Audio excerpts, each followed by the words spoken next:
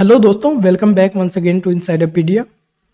तो दोस्तों, आज मैं काफ़ी ज़्यादा एक्साइटेड हूँ। कंपनी का नाम है जेंसॉल इंजीनियरिंग लिमिटेड। तो आज 3 जुलाई है और कंपनी आज एनएसई और बीएसई के मेन बोर्ड में आज लिस्ट हुई। इसके पहले कंपनी जो है एसएमई कैटेगरी के में ट्रेड होती थी। यहाँ पे कंपनी 3 महीने नहीं बल्कि 6 महीने में अपनी क्वार्टरली रिजल्ट अनाउंस करती थी। कंपनी का शेयर लॉट साइज में ट्रेड करता था, जहां पे एक मिनिमम लॉट आपका 80,000 रुपये का आता था। इसके अलावा लिक्विडिटी इशू काफ़ी थे। इसके अलावा रेगुलेटरी फाइलिंग इतनी ज़्यादा नहीं होती थी। कंपनी के अर्निंग कॉन्फ्रेंस कॉल अभी तक नहीं हुई। तो अब जो है कंपनी मेन बोर्ड में आ गई है। इस तरह के जो भी इशू थे अब वो इशू नहीं होंगे। हम एक एक शेयर भी इस कंपनी के बाई कर सकेंगे। तो दोस्तों, इस वजह से मैं एसएमई कैटेगरी की कंपनीज को अवॉइड करता हूं और जो मेन बोर्ड है उन्हीं में इन्वेस्ट करता हूं। तो आज ये कंपनी जो है मेन बोर्ड में लिस्ट हुई और सुबह ही आज कंपनी का शेयर प्राइस मॉर्निंग में 6 से 7% अप था और अभी भी 2.48% अप है। और लास्ट टाइम यानी लास्ट ट्रेडिंग सेशन में ऑलमोस्ट 10% अप था। और पिछले अगर एक महीने की बात करें तो कंपनी का शेयर प्राइस ऑलमोस्ट 33% अप है, क्योंकि इस तरह के शेयर में अप्स एंड डाउन्स काफ़ी ज़्यादा होते हैं। लेकिन अगर पिछले 3-4 साल की बात करें तो 2021 के एंड में शेयर प्राइस 60 रुपीज़ का हुआ करता था। फिर ये ऑलमोस्ट 30 बैगर बना करीब 1900 रुपये का शेयर प्राइस हो गया था। फिर ये करंट टाइम में शेयर प्राइस 1382 यानी 1400 रुपये के आसपास ट्रेड कर रहा है। तो कंपनी ने क्या कुछ गाइडेंस दिया है और क्या कुछ रिस्क इन्वॉल्व है, इस सारी चीज़ों को डिटेल में डिस्कस करेंगे। तो दोस्तों, इससे पहले बताना चाहूँगा कि मैं ट्विटर पे भी अब जो भी कंपनी वॉच लिस्ट में जैसे जेंसॉल इंजीनियरिंग के बारे में भी मैंने यहाँ पे थोड़ा सा अपडेट किया हुआ था। तो इस तरह से एक और कंपनी थी वॉच लिस्ट में। इस तरह से मैं डेली अपडेट करता रहता हूँ। तो आप मुझे ट्विटर पे भी फॉलो कर सकते हो, सेम हैंडल है इनसाइडरपीडिया नाम से। अदरवाइज मैं लिंक भी डिस्क्रिप्शन बॉक्स में दे दूंगा। तो चलिए चलते हैं और देखते हैं कि इनकी बिजनेस सेगमेंट क्या है। तो कंपनी का बिजनेस सेगमेंट की अगर बात करें तो 3 बिजनेस सेगमेंट है।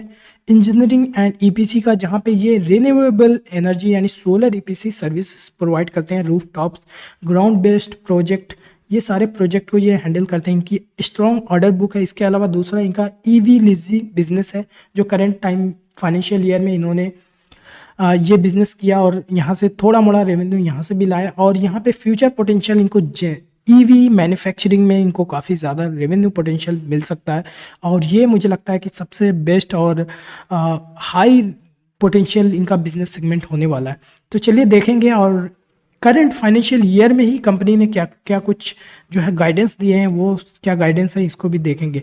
जैसा कि ईवी बिजनेस में इन्होंने स्टार्ट किया और यहाँ पे ओला, यूबर और कुछ पर्सनल लोगों को लीजिंग पे इलेक्ट्रिक व्हीकल प्रोवाइड करते हैं और यहाँ से इनके पास फाइनेंसिंग पार्टनर भी हैं।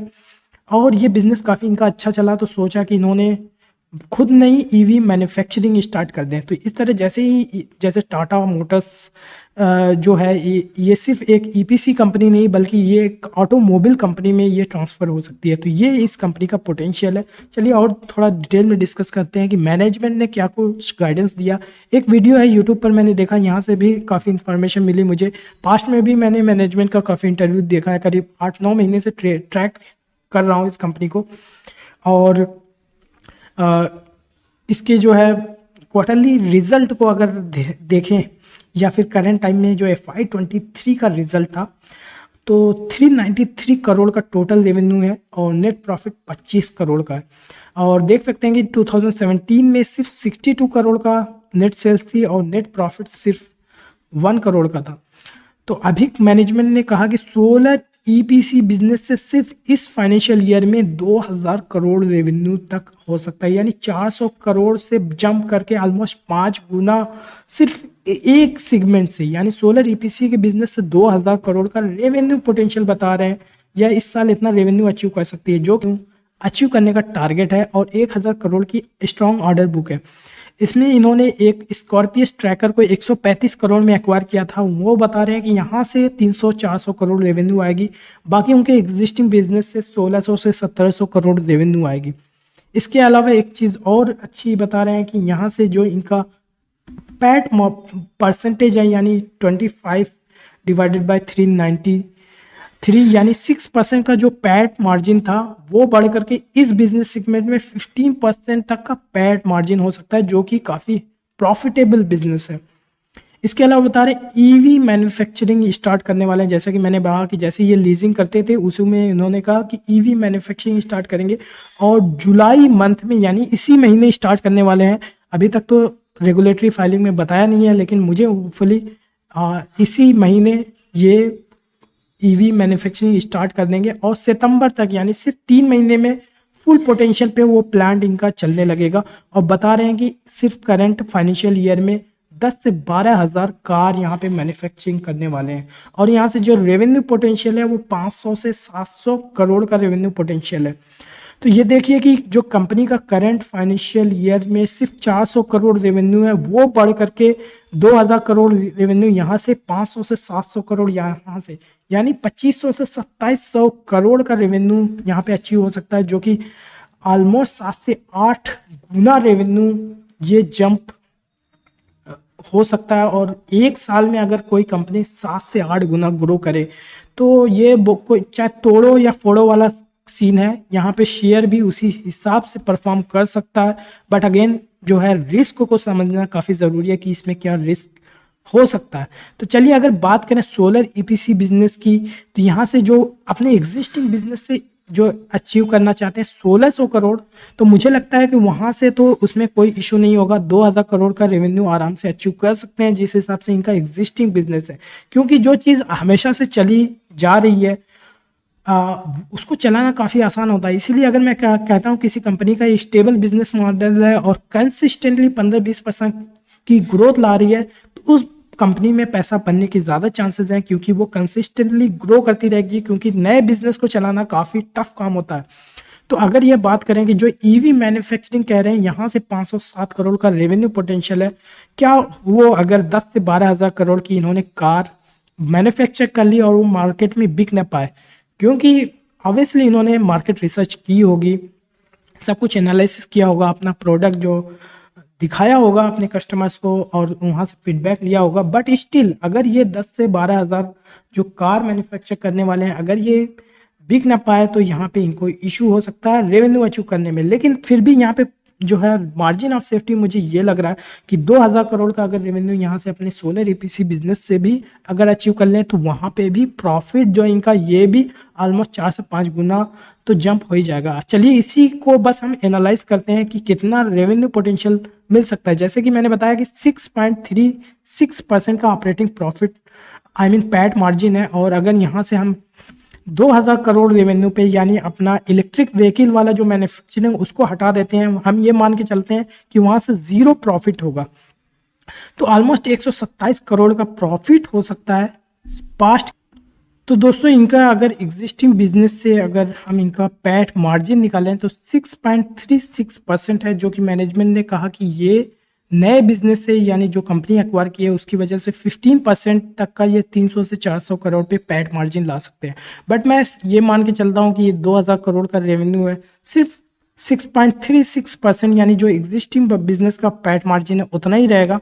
तो इस हिसाब से इनकी जो रेवेन्यू हो जाएगी नेट प्रॉफिट हो जाएगा 127 करोड़ का होगा।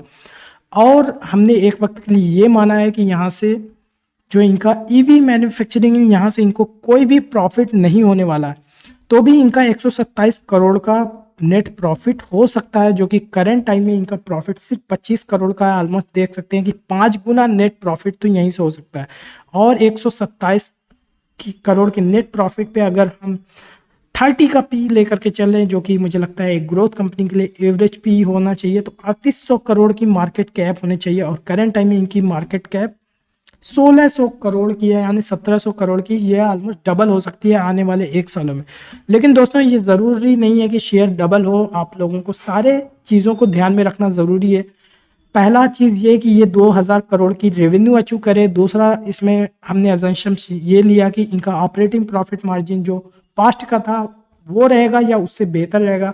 तीसरा अजम्पशन ये लिया है कि ये 30 के पी पे ट्रेड होगी अगले साल, और साथ ही साथ ईवी से इनको प्रॉफिट होगा, ना कि कोई लॉसेज होगा। तो अगर इनको लॉसेज हुए तो यहाँ पे ये प्रॉफिट कम भी हो सकता है, अदरवाइज ये सिर्फ ब्रेक इवन भी कर ले तो भी 127 करोड़ का प्रॉफिट होगा। और अगर यहाँ से भी अच्छा खासा प्रॉफिट अगर हो गया तो फिर ये शेयर और भी ऊपर जा सकता है। तो ये सारे डिफरेंट सिनेरियो थे। उम्मीद करता हूँ ये जो डिफरेंट सिनेरियो मैंने बताया कि एक तो 2000 करोड़ का रेवेन्यू अचीव करे और प्रॉफिट मार्जिन सस्टेन करे, साथ ही साथ ईवी मैन्युफैक्चरिंग का बिजनेस कैसा परफॉर्म करता है, उसके अलावा बेसिस पे मैंने 3 अलग अलग सिनेरियो बना दिए कि एक में तो उनको नुकसान हो सकता है, वहाँ पे ये कंपनी का शेयर बुरी तरीके से पिट सकता है। दूसरा ये कि अगर ईवी का बिजनेस चल पड़ा तो वहाँ से कंपनी को और ज़्यादा एक ऑटोमोबाइल कंपनी की तरह, वो भी ईवी में इसको काफ़ी ज़्यादा फिर पोटेंशियल हो जाएगा और शेयर वहाँ से भी कितना बन सकता है, ये बहुत बड़ी कंपनी भी बन सकती है, क्योंकि अगेन ईवी ही जो कैटेगरी है 30-40% से हर साल ग्रो करने वाली है आने वाले एक डिकेड तक। तो दोस्तों उम्मीद करता हूँ ये वीडियो आप लोगों को पूरा समझ में आ गया होगा, क्या है इसमें रिस्क इन्वॉल्व है, कितना पैसा बन सकता है। इसके अलावा कोई और भी क्वेश्चन हो तो कमेंट सेक्शन में लिख सकते हैं, और चैनल को अभी तक सब्सक्राइब नहीं किया तो सब्सक्राइब कर लीजिए। फिर मिलेंगे, हैव ए गुड डे।